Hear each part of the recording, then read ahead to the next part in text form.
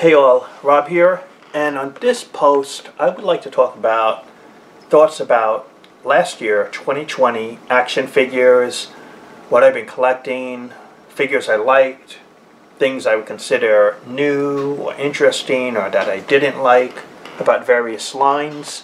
And again, no notes here, just saying what I think about the stuff, action figure wise. Okay, I would say my favorite line for last year was the Marvel Legends 6-inch action figure line. Not only is it my favorite, I think it's the most consistent in quality. You know what to expect. You're either a fan of it or you're not. But I really think the quality of many of them the past few years has been really well made. There have been so many fantastic figures in terms of quality. If you combine the movie figures, the game figures, the comic book figures, you have figures like the movie Wolverine, the movie Deadpool, you have figures like the Demo Goblin, you got figures like the various Spider-Man retro characters, the AOA wave. There have been so many characters that have really done well, and we got so many figures, and I'm including store versions, variants, all of this stuff that I don't think it's possible to financially keep up with the whole wave anymore. I remember the Toy Biz days, you could actually get every figure. It was paced enough that you could financially buy them all. I think outside of many collectors, outside of few, it's hard to get every figure and variant and collect them all because there's so much product out, which has led to picking and choosing, you know, which is the ones you need. Do you need to upgrade? What's the best ones? Buy this or not, you know. But there is so much to choose from, and thankfully, you know, they're just continuing the trend. High quality stuff, making the figures that fans have wanted for a long time. And so that's my favorite line of the year. I would say my best new toy line of the year in terms of my interest and my support, meaning the overall best new line, is the Mcfarlane DC Multiverse action figures, which started last year. They arrived with the DC license, and it has brought Mcfarlane back from a line I used to follow in the early days. Then they made sports figures, and they made game figures and TV show figures. None of that held my interest. I just wanted him to make comic book figures again. Make Spawn characters, make comic figures. So I finally brought back a wave of figures. DC has a good amount of articulation, 7 inches, and high quality. Series 1 was average, but the detailing from then has been fantastic.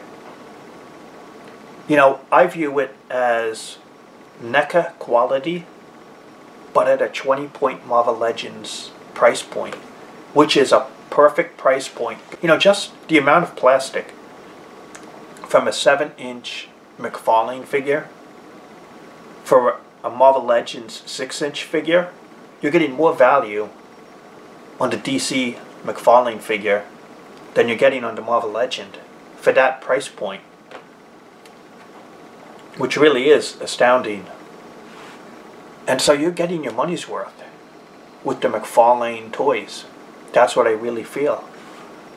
And so that's the new wave that got my interest, that got my support last year.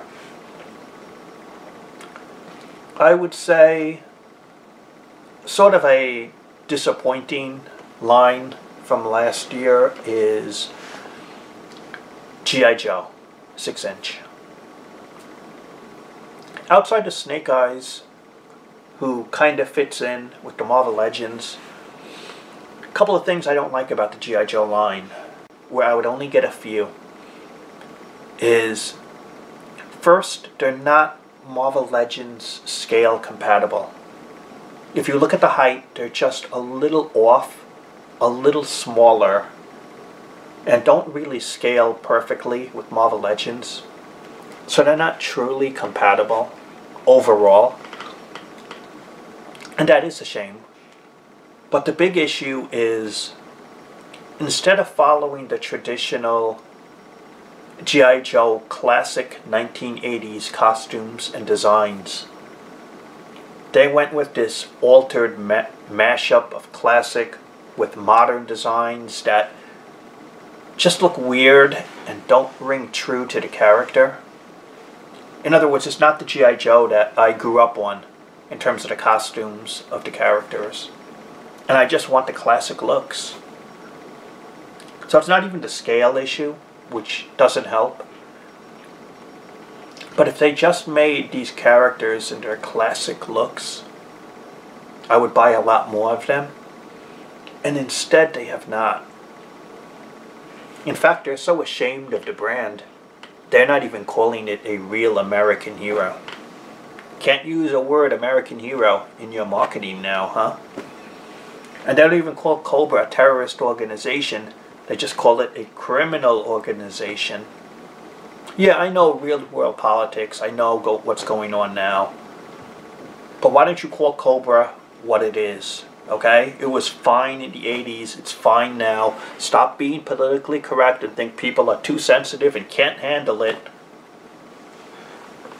Cobra is a terrorist organization, not a criminal organization. There, someone had to say it. And G.I. Joe is a real American hero. Have some pride, okay, Hasbro?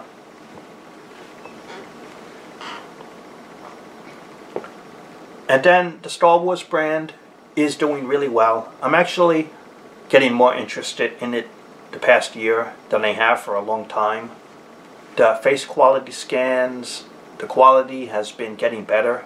So I'm liking the Star Wars brand more. I would say a disappointing brand is,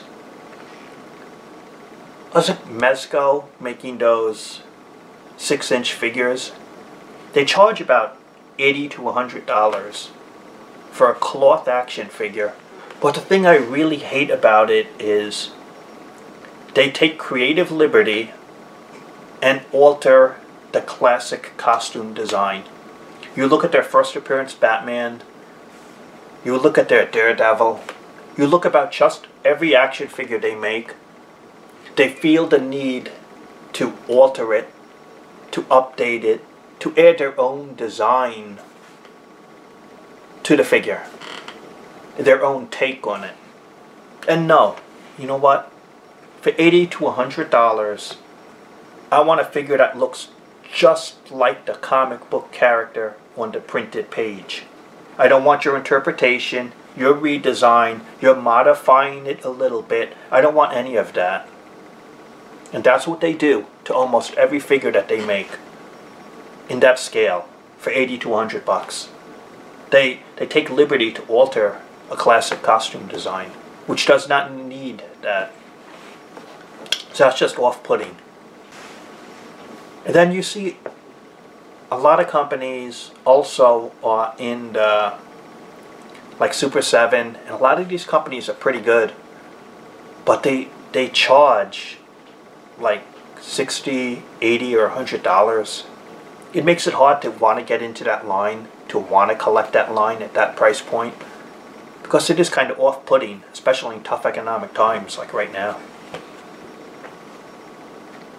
I would say NECA, still doing well, still reliable, making their horror characters, Alien, Predator. The thing is though, I've not really bought anything from them for a while, because how many times could you keep redoing Predator or Aliens, the same characters you built before, but now you call it Ultimate Edition, you add a little more articulation, and then you gotta buy the same figure again. It's like, yeah, it's different with Marvel or DC, but it's like, I think I have enough Aliens and Predator figures that I really don't need more at some point. Unless it's really outstanding, I might get it, but I'm just not making too much stuff I want at the moment. And I think the best new company to look out for is, it's called Valaverse. You could check them out on Instagram and YouTube. And they're making, this year, they're making 6-inch Marvel Legends compatible action figures that will be in scale with Marvel Legends. The price point is about $30, but they have a lot of accessories, a lot of weapons, a lot of extras. You could find their stuff on the Big Bad website if you want to order it. So they're going to make these figures that are Marvel Legends compatible, and if anything, that is a bonus, that it's in scale. Plus, even if you just want them as generic army builders for the good guys or bad guys to fight, it works. It looks good that you could have generic troopers to add to your display. I think there's a lot of potential in that line. I have a couple on pre-order, so I do want to check out how the quality is when they finally make it. So there's a lot of hope for that line. And so those are my figures and thoughts about it this year from the last year's stuff. So let me know what you think. Subscribe, comment. Talk to you later.